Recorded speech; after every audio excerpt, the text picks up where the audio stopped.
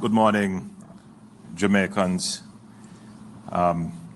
here and overseas who may be watching this press briefing. Firstly, a few comments on the system itself. The system is quite an unusual one, sitting in the Caribbean Sea for such a long time, making up its mind where it will go. It is obvious that it now has a trajectory where we can, with great certainty, say that Jamaica will be impacted. Let me be clear that the entire Jamaica will be impacted by this storm. The outer bands seem to be very wide, and it is already affecting the Dominican Republic and Haiti with significant rainfall. We should expect the same. So the first impact that we should be preparing for would be heavy rains. Once it becomes a major hurricane, which is projected to be within a day, then we will have heavy winds. The third impact will be the length of time that it will stay. If it continues to be as slow moving as it has been, then we could expect anywhere from 2 to 3 days. Would that be correct, Evan? Or even longer. So those are the three things you should be, in your mind, be prepared for. Now, I know that there are many Jamaicans who are anxious, who are very concerned, and rightfully so. You should be concerned. But the best way to address anxiety and any nervousness and concern is to be prepared. Jamaica is actually just starting to see those outer bands of rain and winds. Conditions will get worse tonight leading into tomorrow, and then we are expecting a landfall by Tuesday. This is a serious message that we keep trying to deliver, that this will be likely the strongest storm in history for Jamaica to make landfall.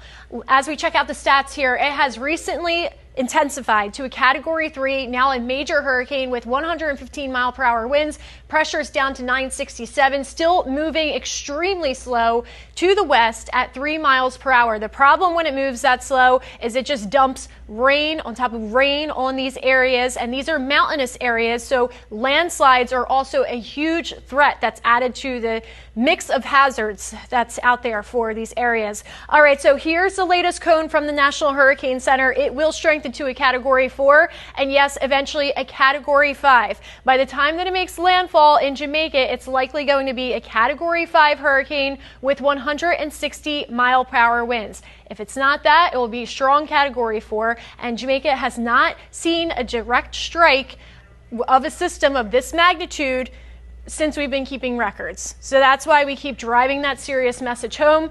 It will move over the country as we move into Tuesday, and then it will start to make a line for southeast Cuba. Southeast Cuba has been added to that hurricane watch. Beyond that, it will lose a little bit of its strength there because these are mountainous areas, both Jamaica and Cuba, and then it will make a run for the Bahamas after that. Likely a Category 3, but could be a little bit weaker depending how it interacts with those mountain chains. As we look at the history of storms that have made landfall in Jamaica, Hurricane Gilbert was the last recorded strongest system that actually made landfall close to Kingston. Yes, so Hurricane Gilbert was definitely the worst hurricane in the history of Jamaica.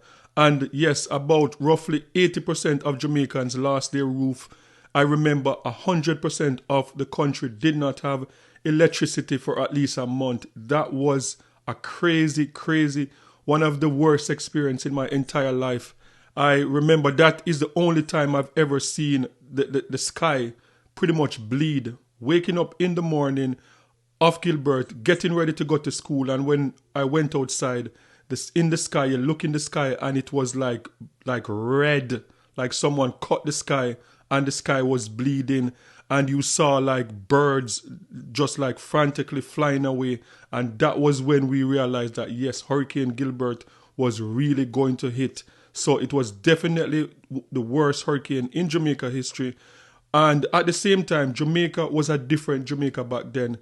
after Gilbert, we had to change everything, like the building code and everything after that had to change. So Jamaica now is more strong and resilient to deal with these natural disasters. And I pray that this does not live up to the potential of the Category 5 or the 160 miles per hour wind gusts that they're talking about. So let's keep Jamaica in our prayer, because I know we are praying people, and we have heard this since Hurricane Gilbert. We have heard other storms that head into Jamaica in the past that would have been some of the worst storms in Jamaica history, and most of them turned back, and we have never had anything stronger than Gilbert. So let's just keep praying, because as I said, Jamaicans, we are praying people. 45 people died. There was about 700 million in damage. 80% of roofs were destroyed, mostly for homes and agriculture. There's a huge loss, mainly the banana crops. But this is a system that happened 37 years ago, and it was just a Category 3. So that's why we keep trying to deliver that message home. Also, watches and warnings. Jamaica is still under that hurricane warning, and then that hurricane watch is in effect for Cuba. For the headlines here, again, we are looking at Category 5 landfall projected for Jamaica Tuesday. Could be as early as Monday night, though, so keep that in mind. Life-threatening flash flooding is ongoing throughout the weekend into early next week, as well as landslides. And we also have to watch out for Cuba that has been added to that hurricane watch. So you know that this hurricane thing is serious when you see international media start merging onto Jamaica to cover this hurricane. When you see like the Weather Channel, like Fox, like CNN, all of those major American network, when you see them flying into Jamaica, that is when you know this is really serious. And as I said, like I've had the experience with Hurricane Gilbert, and the other major one that I experienced was Hurricane Ivan. And when all these people from the Weather Network, they fly to Jamaica to cover this. But the only thing I don't like about some of the coverage from the international media is that I feel like to them, like this is like content, this is entertainment, and they try to make it look as dramatic as they can. I remember in Hurricane Ivan, when someone from the Weather Channel, like they came to the hotel that I was working, and they would go out in the midst of the storm. I think Hurricane Ivan was a Category 4, but it wasn't a direct hit to Jamaica. And it was a devastating hurricane nonetheless. And you would see the people from the Weather Channel like out there driving in the streets when, you know, police said that no one should be on the street. And one of this guy would tie himself to the rope with his mic in his hand and just this dramatic scene. And I believe to them, this is just content, and they will just get some dramatic footage. And after the island is completely wiped out, they'll jump on their plane and fly back to America. That's the only thing I don't like about it. And a lot of times in the past, we have seen them like predict the worst, and the worst did not happen. So I'm just hopeful that this is just not a Category 5. And we have seen in the past where slow-moving storms, after a while, the intensity of it just did not live up to the potential. So I'm just hoping that this is the case. But yes, Fox News is in Jamaica, and they are reporting on this. And yes, as I said, that they are predicting the worst for Jamaicans. But we pray that that is not the case. Look out here, if you can, as our camera trains out into the bay, the airport here in the capital city of Kingston in the distance. And you see some of those clouds, those convection clouds. Those are about 20 miles away. That's the beginnings of Melissa, as it is still very slow to the south of us in the Caribbean Sea, and will likely be categorized as a hurricane by the National Hurricane Center here later this morning with the next update. But in the meantime, let me just explain exactly how nervous everyone is here in Jamaica. And to understand what we're about to go through, you have to understand the topography of Jamaica. Let's look at this video that I shot yesterday on the descent into Montego Bay, which is to the northwest of where we're at. And you see the topography here. Yes, it's beautiful. It is is lush. There are lots of vegetation, beautiful aqua waters, but you'll notice the mountains, and that is the issue with all of this rain. 2+ feet, maybe 3 feet of rain that's going to dump on here with Melissa, with hurricane force winds, major winds, meaning we're talking winds potentially 120, 150 mile an hour winds that will come in to some areas of Jamaica. And that is going to be an issue with landslides, rock slides, mudslides. This rain will go on for days. It will begin later today, and it really won't stop. Impacts as far as landfall goes, well, according to the National Hurricane Center, we could see that occur on Monday evening and last well into Tuesday morning, and it may cut right up the center of Jamaica, okay? Look at Kingston, some of the video if we're not already looking at it, and you see people out there really yesterday evening trying to get fleeting moments of normalcy before all this sets in. And it's going to be likely very catastrophic, unfortunately. I hate to be the bearer of bad news, but that is the reality. Power outages will be widespread. We're talking the entire island of Jamaica, which is about 3 million people, will likely be out of power. Imagine that. And God only knows how long that's going to last. The sewers will not be able to keep up with 2+ feet of rain. There's not a sewer on planet Earth that can survive and maintain that much precipitation falling. The winds will cause destruction on infrastructures. The infrastructures already in Jamaica, many of them are compromised. It's just the way it is. It's an island nation. It's tough to build here. It's tough to get goods and services in and out of here. And you know what? We're going to see likely a degradation of society in the next few days as the impacts make their way into this great nation, this beautiful island of Jamaica. Those are the hardcore facts, and I'm not going to sugarcoat it because we're in for it. Our hotel is already beginning to shut down. You will see pretty much everything here later today begin to shut down, and people will try to fight Mother Nature in the next few days, but it's going to be an uphill battle, quite literally. And when this system comes into this great island, what is going to occur in these hilly areas is roads are going to collapse. Going to happen. You're going to see rocks and mud and all of the vegetation come down hills, and the wind is going to decimate structures. You can put sandbags up all you want here on the bay and some of these areas, but honestly, that really will not help. It'll be interesting to see what kind of surge will make its way in, but I can tell you, well, we're located in Kingston, which essentially is the southeastern side of the island.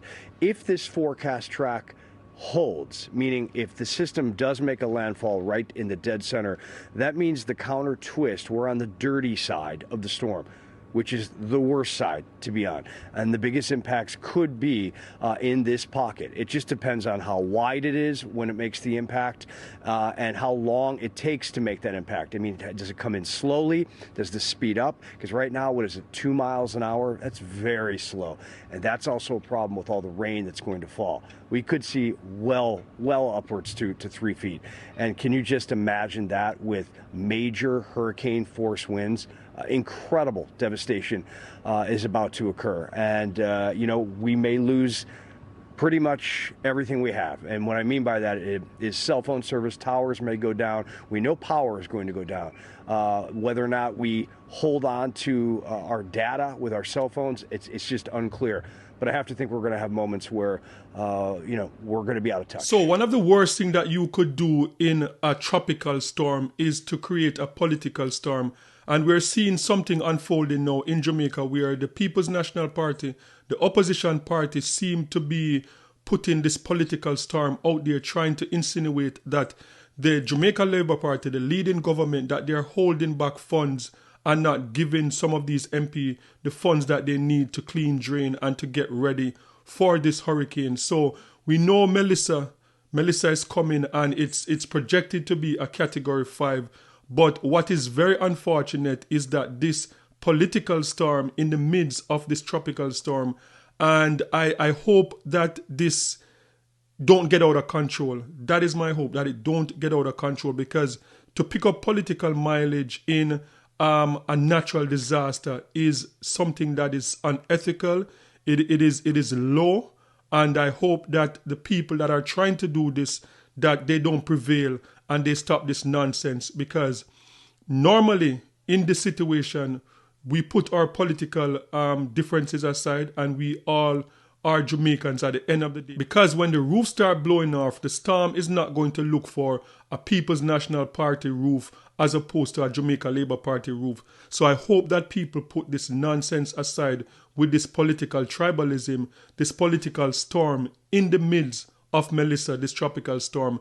So Desmond Mackenzie came out to address this. And I think it's sad. I think it's sad that Desmond Mackenzie have to come out when he should be using every single moment on that platform to get Jamaicans ready for this storm. He's there now addressing a political storm that is brewing. And I think this is a very sad day for Jamaica, where this is now politicized. But it is what it is. And I hope that whoever is doing it, that they will just stop and don't continue. Because, as I said, at the end of the day, we are all Jamaicans, and this hurricane don't care if you're JLP or PMP. So this is Desmond Mackenzie trying to clear up things in the midst of him trying to get Jamaicans ready for this tropical storm or this hurricane that is heading to Jamaica and could have a devastating impact on our beautiful island. Later on this afternoon, I'll be meeting with all the mayors.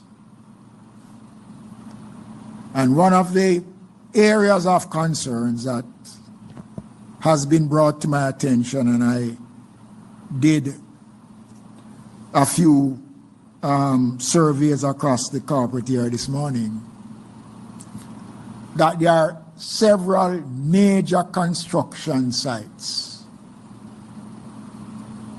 that still has materials, sand, gravel, steel, and in some cases, cranes still hanging in the air. I'm going to make a general appeal this morning to all construction sites, not just only in the corporate area, but right across the country, that they must start to take the necessary steps to remove cranes, steels, sand, blocks, which will only contribute more to the blocking of our drains and can have devastating effects on individuals, people's property, and can result in extreme damage. Billboards should be taken down, and this is the work of the municipal corporations. So I am saying that all billboards should be taken down at this time and put in a safe place. You still have used car operators who continue to use the public thoroughfare to display their vehicles, park them overnight, just to advise that a team of wreck operators is presently combing the streets of the corporate area, and where we find these vehicles, we are going to remove them and take them to the Riverton City dump. We cannot afford to create human missiles that will hurt persons during this period. I am asking for the cooperation of those persons that I have just outlined a while ago. There has been some controversy coming from the opposition as it relates to the funds that they are claiming that they have not gotten to spend. And I want to spend a couple of minutes on it because I don't want the country to believe that this administration or myself as the minister in any way is playing politics with emergency. The municipal corporations by law is required to hold a percentage of the parochial revenue funds that they have. And the purpose of that is to respond to emergencies. Those funds should not be spent unless an emergency such as the one we are experiencing now is happening. And they are required to seek the permission of the ministry to spend those funds, because previously, before, that funds were used to do other things outside of emergencies. And in fairness to some of the MCs, they have been using the SGR, and they have said it publicly in response to the call. Some have not, because they have exhausted the SGR on other issues that are not emergency related. And they are therefore looking to the Ministry of Local Government to supplement what they have used outside of what is required. Funds have been earmarked. They were advised that they could use 2 months of the parochial revenue funds for drain cleaning. And I want the country to understand that the municipal corporations generate their own source of revenues that they can spend at their own ledger, that the ministry has nothing to do with. So the municipal corporations can find funds to do the work that is necessary. And I note that the opposition have mentioned that based on the survey that they did, all of the municipalities have said that they are not in a position for us to welcome Prime Minister. And I note that it is said that some of the municipalities are not in a position to do it. All of them, the release said. But at least 5 municipalities that are controlled by the opposition has come out publicly to say that they have undertaken drain cleaning exercise and they are in a state of readiness. I want to say to the country this morning that this administration takes seriously the question of our preparedness for disaster, and we will work across the board to ensure that we provide quality service to the people and to ensure that the people's business is taken care of. So let me repeat again that the municipal corporations are in a position. There are 13 levels of fees that they are collecting, that they have control over those 13 layers of fees. The only ones that is controlled by government in terms of the Ministry of Finance is the PRF, which is a proceeds of the revenues from motor vehicle licensing and fees, which we get 66 and a third %. And on submission of your program, the funds are released, and the determination of the amount that the MCs get is not determined by the Ministry of Local Government. It comes directly from tax office. They get property taxes.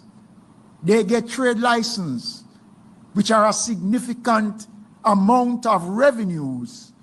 So they are in a position to do what is necessary. So that was Desmond McKenzie, Minister of Local Government, and I think everyone should be able to acknowledge that Desmond McKenzie has been one of the hardest working politicians that we have seen in Jamaica since he was the mayor of Kingston. Like, Desmond McKenzie is really a hard working politician. And one thing, I don't think I have to remind Jamaicans, but Jamaicans know that we have one of the most active diaspora of any country in the world. And the Jamaican diaspora is going to be there for our country. The Jamaican diaspora, the same Jamaican diaspora that was there to make sure that Jamaica came through the pandemic better than most countries in the world, is the same Jamaican diaspora that is going to be there to make sure that whatever devastation this hurricane is going to bring to Jamaica, that the diaspora is mobilized, the diaspora is ready to activate whatever funds we need to send to Jamaica to make sure that Jamaicans are doing okay. And I'm sure that Jamaicans know that, because the diaspora have showed up on numerous occasions. So, as I said, I hope for the best, that we have seen this before where the worst have been predicted. And because of the praying people of Jamaica, we have seen over and over again where Category 5 just turned to Category 2 or Category 3, and that many times we have escaped the worst. And we are praying for that to happen in this time also. But Jamaicans can be assured that the diaspora is always going to be there. So guys, let's just keep Jamaica in our prayer and hope for the best.